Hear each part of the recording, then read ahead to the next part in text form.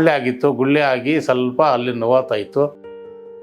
ನನಗೆ 75 ಆಯಿತು ಏಜು. ಈ ಟೈಮ್ನಲ್ಲಿ ಅದಕ್ಕೆ ಕೊಯ್ಸೋದು ಇದಕ್ಕೆ ಕೊಯ್ಸೋದು, ರಕ್ತ ಇಲ್ಲ. ಈ ಥರ ಪುನರ್ಜನ್ಮ ಹಾಸ್ಪಿಟ್ಲ್ಗೆ ಹೋಗಿ ಅಲ್ಲಿ ನಾವು ತಗೊಂಡು ಬಂದಿದ್ವಿ, ಒಳ್ಳೇದಾಗಿದೆ ನಮಗೆ, ಅಲ್ಲಿಗೆ ಹೋಗಿ ಅಂತ ಹೇಳಿದ್ರು. ಪುನರ್ಜನ್ಮ ಹಾಸ್ಪಿಟ್ಲಿಗೆ ಬಂದು ಭೇಟಿ ಮಾಡಿ ಇಲ್ಲಿ ಮಾತ್ರೆ ತಗೊಂಡೋಗಿ ಕೊಡ್ತಾ ಇದ್ದೀವಿ. ಆರಾಮಾಗಿದ್ದಾರೆ ಮೇಡಮ್ ಈಗ. ನಮಸ್ತೆ, ಸುರೇಶ್ ಅಂತ, ಮಾಲೂರಿನಿಂದ ಮೇಡಮ್. ನಮ್ಮ ತಾಯಿ ಶಾಂತಮ್ಮ ಅಂತ. ಇವಾಗ 75 ಆಗಿದೆ ಮೇಡಮ್. ಒಂದು 4 ತಿಂಗಳು ಮುಂಚೆ ಮೇಡಮ್ ಟೆಸ್ಟ್ ಮಾಡಿದ್ರೆ ರಿಪೋರ್ಟ್ ಬಂತು. ಅದರಲ್ಲಿ ತಿಳ್ಕೊಂಡು ಈ ಥರ ಪುನರ್ಜನ್ಮ ಹಾಸ್ಪಿಟ್ಲಿಗೆ ಬಂದು ಭೇಟಿ ಮಾಡಿ ಇಲ್ಲಿ ಮಾತ್ರೆ ತಗೊಂಡೋಗಿ ಕೊಡ್ತಾ ಇದ್ದೀವಿ. ಆರಾಮಾಗಿದ್ದಾರೆ ಮೇಡಮ್ ಈಗ.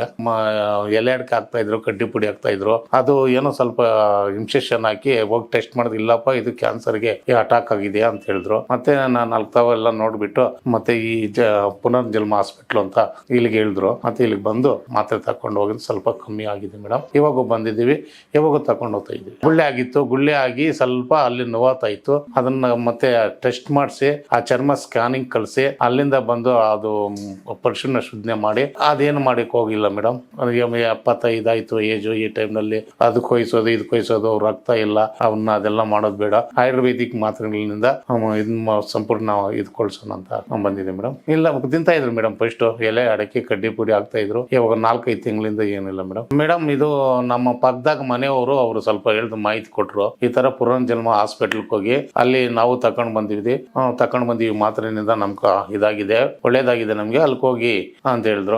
ಅಲ್ಲಿ ಅಪ್ಪ ಕೊಯ್ತಾರೆ, ಕರೆಂಟ್ ಬಿಡ್ತಾರೆ, ಎಮ್ಮು ತಡ್ಕೊಂಡಿಲ್ಲ, ಏಜ್ ಬೇರೆ ಆಗಿದೆ, 75 ವರ್ಷ ಅಂತ ಇದೆಯಾ, ಅದು ಭಯ ಬೀಳ್ತಾರೆ, ಇಲ್ಲಿ ನೋಡಿ ಒಂದ್ ಕಿತ ಆಮೇಲೆ ನೋಡೋಣ ಅಂತ ಹೇಳಿದ್ರು. ಮತ್ತೆ ಇಲ್ಲಿಗೆ ಬಂದ್ರೆ ಸ್ವಲ್ಪ ಪರವಾಗಿಲ್ಲ ಮೇಡಮ್, ಚೆನ್ನಾಗಿದ್ದಾರೆ. ಸ್ವಲ್ಪ ಸುಸ್ತಾಗಿದ್ರು, ನೋವು ಅಂತ ಇದ್ರು. ಇವಾಗ ನೋವು ಏನಿಲ್ಲ ಮೇಡಮ್. ಅದು 4 ತಿಂಗಳಿಗೆ ಬಂತು. ಇವಾಗ 1.5 ತಿಂಗಳು ಕೊಟ್ಟವ್ರಂತ ಮೇಡಮ್.